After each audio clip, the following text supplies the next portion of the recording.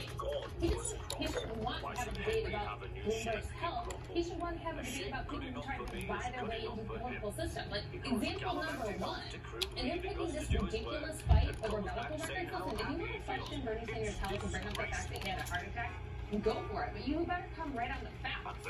But when it comes to how Bernie Sanders built this movement that I think we're all so mystified by, it wasn't because he took cheap shots at people. It's because he talked about the influence of money in politics. Make a really important point about how this whole thing really undermines the Sanders campaign. The Bloomberg campaign is banking on being able to say to voters that a vote for Bernie Sanders is effectively the same as a vote for Donald Trump. And in several ways, this really plays